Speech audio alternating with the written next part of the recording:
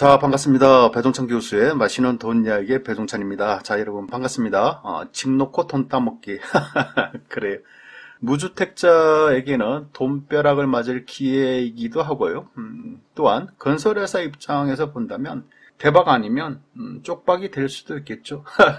그래요. 그만큼 집에 대한 수요는 많고 집이 부족하다는 그러한 역설이라고 말씀드릴 수가 있겠죠. 어제 보도자료가 하나 나왔죠. 청년, 신혼부부 등 무주택자의 내 집 마련을 위한 누구나 집 시범사업 택지공모 8위부터 시행을 하고 누구나 집 택지공모 사업지입니다. 인천 검단, 의왕 초평, 화성 능동인데요. 결국 지금까지 주택 상승이 주택 수요는 많은데 주택 공급이 제대로 따라가지 못한 거 아닙니까? 그러하니까 이처럼 누구나 집을 통하여 총 6,075세대수라는 그러한 주택 공급을 하겠다는 것이 정부의 입장이라고 봐야 되겠죠. 누구나 집의 주요 내용은 핵심만 살펴보죠. 시범사업으로 무주택 서민 청년 신혼부부 등에게 내 집 마련 기회를 줄 수 있도록 새로운 형태의 분양전환 임대주택이라는 거고요. 공급 방식은 공공택지에서 추진하는 누구나 집 시범사업은 민간임대주택법상 공모를 통한 공공지원 민간임대 방식으로 공급한다는 거고요.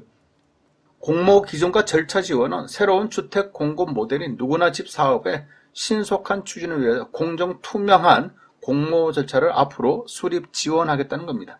이 이야기의 핵심은요, 요거죠. 이것만 보시면 돼요. 무주택 청년 신혼부부 같은 경우에는 10%의 집값으로 살고, 물론 거주비는 내야 되고, 10년이 지난 후에는 거주비를 내고 거주할 사람은 계속 거주를 하고, 또 10년이 지난 후에는 분양받고 싶은 사람은 그냥 분양받을 수 있다는 거죠. 이게 핵심이라는 거예요. 다음은 분양 전환에 따른 시세 차익 공유 구조인데요.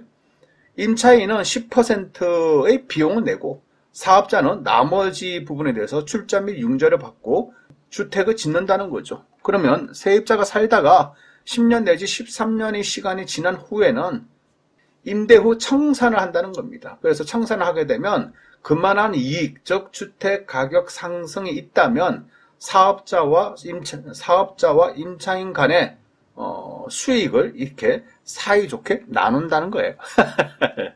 사이좋게 나눈다는 거죠. 어때요, 여러분? 참 말은 좋죠? 그래요, 말은 좋아요. 항상 말은 좋아. 임대차 3법도 얼마나 말은 좋았습니까? 가난한 세입자를 위한 법. 그런데 실제 부동산 시장에 적용을 해보니까 어떻게 보면 가난한 세입자를 더 고통받게 한 법이 임대차 3법이라고 봐야 되지 않겠습니까? 자, 그렇다면 누구나 집 프로젝트의 문제점은 무엇일까요? 제가 보는 점은 이러하죠. 누구나 집 프로젝트의 문제점. 첫 번째, 건설회사 입장에서 본다면 건설회사가 과연 참여를 할까요? 건설회사가 과연 덤빌까? 이게 문제죠.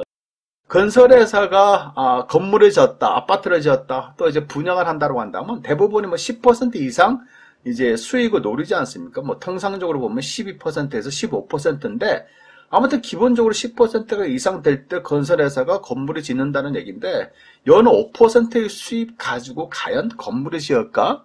이런 수익 가지고 누가 참여를 할까? 이게 의문이라는 거죠. 그리고 건설회사 입장에서 보면 두 번째 문제는 만약에 집값이 하락할 경우 손해는 사업자 책임, 즉 건설회사 책임이에요. 10년이 지나서 집값이 하락했네, 집값이 폭락했네, 그러면 이 모든 책임을 다 건설회사가, 사업자가 책임을 져야 된다는 얘기예요. 그러니 건설회사 입장이라면 두렵지가 않을까요? 이런 부분이 과연 건설회사가 들어올까, 이런 부분이 좀 의문이 든다는 거죠. 물론 개인적인 생각은 누군가가 들어와요. 건설회사 들어오죠. 하지만 메이저급에서는 안 들어와요. 안 들어오고 작은 건설회사, 작아, 쬐깨네. 그런 건설회사 입장에서는 아예 정부가 추진하는 사업이니까 일단 해보자. 그리고 이런 데서 규모를 키워서 나도 큰 건설회사를 한번 만들어보자. 이런 차원에서, 즉 회사의 규모를 키우고자 하는 그런 건설회사들은 들어올 수가 있다는 얘기겠죠. 그리고 세입자들 입장에서 본다면요, 과연 세입자들이 들어올까요? 참여할까요? 그래요. 자, 우선 뭐 중요한 게 이거죠. 세입자들이 과연 들어올까 말까? 이게 좀 핵심인 것 같은데요. 우선 위치를 다시 한번 살펴볼까요? 인천 검단에 4225호, 의왕 초평에 951호, 화성 능동에 899호인데요. 거의 뭐 인천 검단에 거의 다 이제 밀집됐다라고 봐야 되겠죠. 어때요, 위치가? 그래요. 서울과는 다소 좀 거리가 좀 멀어 보이기는 해요. 그래서 어떤 이들은 거리가 너무 멀다, 서울이 너무 멀다 등등의 이야기를 하겠지만은 중요한 거는 이 지역 또는 인근 지역에 살고 있는 무주택자 입장이나 무주택 청년들 입장 또한 무주택 신혼부부들 입장에서 본다면 이게 어디야? 어떻게 보면 행지하는 거 아닐까요? 아니, 그렇잖아요. 뭐가 그러냐면 세입자들 입장에서 현재 실정이지 않습니까? 전세값이 급등했지 않습니까? 급등했어요, 전세값이. 그리고 전세집 구하기도 힘들고요. 안 그래도 전세 대출 받아서 은행에 이자를 내야 하고 또 2년 내지 4년이 지나면 집을 또 비워줘야 되지 않겠습니까? 그러면 오른 전세금 또 어떻게 해요? 세입자 입장에서는 이 정도로 난처하단 말입니다. 현재가 그래요. 힘들어요, 세입자 입장에서. 그런데 10년 동안 살게 하고 10년이 지나면 내 집이 된다는 거. 그렇잖아요. 내 집이 생기는데 이런 거를 싫어할 사람이 누가 있겠냐는 거예요. 무주택자 입장에서 본다면. 그렇지 않겠습니까? 강남에 회사 다니는 사람이 아니라면, 종로에서 회사 다니는 사람이 아니라면, 아니 인천에서 회사 다니는 사람, 뭐 수원에서 회사 다니는 사람, 동탄에서 회사 다니는 사람, 그러한 사람들 중에 무주택자라면 이런 부분에 관심을 가질 수 있다는 거 아닙니까? 그런 사람들 입장이라면 오히려 기회다라고 봐야 되지 않을까요? 무엇보다 집값의 10% 소액으로 들어갈 수 있다는 게 장점이지 않습니까? 아니 전세만 해도 몇 억인데 이거는 뭐 소액이지 않습니까? 집값의 10%니까. 거주비야 어차피 전세자금 대출, 이자, 은행에 내는 거 이런 거 생각하시면 될 것 같고요. 전기세, 뭐 가스비 등등 이런 거 뭐 어차피 들어가는 비용이잖아요. 그런 의미에서 본다면 무주택자 분들이라면 관심을 가질만 하다라고 이렇게 말씀드릴 수 있을 것 같고요. 다만 누구나 집 같은 경우 세입자 입장에서도 문제점이 있다는 겁니다. 그러한 문제점을 한번 살펴보면 가장 큰 문제점은 바로 고분양가가 되겠죠. 즉 주변 시세보다 더 비싸게 들어간다면 의미가 없어진다는 얘기예요. 예를 들어서 주변 시세가 3억인데 10년 뒤 오를 것까지 생각해서 4억의 입주민을 모은다. 그렇지 않습니까? 그러면 어떤 세입자가 들어가요? 그래서 이 부분 고분양가가 아니냐, 이 부분이 핵심인 것 같고요. 그리고 또 고거주 비용, 이게 있겠죠. 거주 비용이 너무 또 비싼 경우, 이런 경우도 있다는 얘기예요.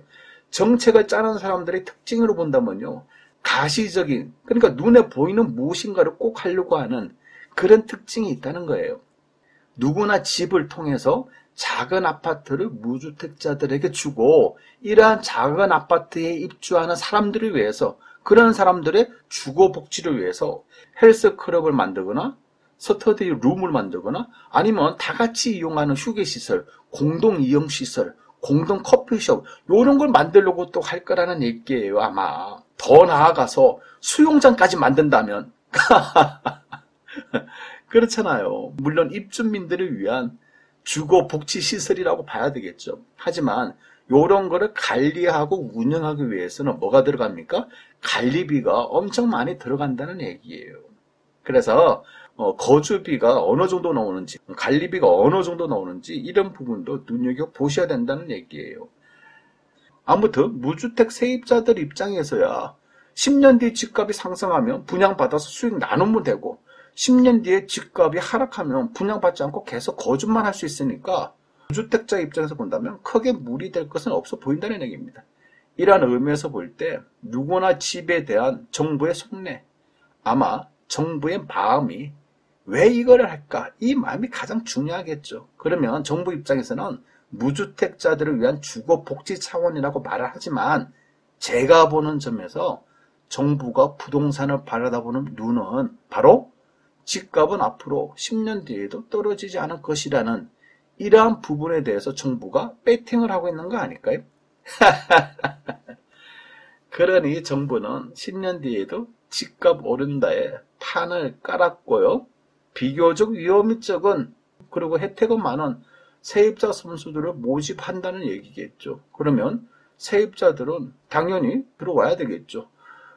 그러면 남은 선수는 누구냐? 바로 중소건설회사가 되겠죠. 그런데 건설회사 입장에서는 아까 살펴본 바와 같이 위험이 상대적으로 크다라는 거예요. 그래서 건설회사들이 과연 이러한 위험을 안고 또 그렇잖아요. 사람이 내일도 모르는데 10년 뒤에 집값이 올라갈 것이라는 이 부분에 대해서 배팅을 하는 건설회사가 과연 들어올지 이 부분이 의문이라는 거죠. 어찌되었든 좀 묘한 분위기인데요. 그만큼 주택 공급이 부족하다라는 이런 반증일 수도 있고 그만큼 무주택자들의 고통이 심하다라는 지금의 부동산 실정을 여과 없이 보여주는 것 같아요. 어찌되었든 누구나 집 프로젝트 잘 되는지 한번 우리가 지켜보도록 하겠습니다. 이상까지 배종찬 교수의 맛있는 도움 이야기였습니다. 감사합니다.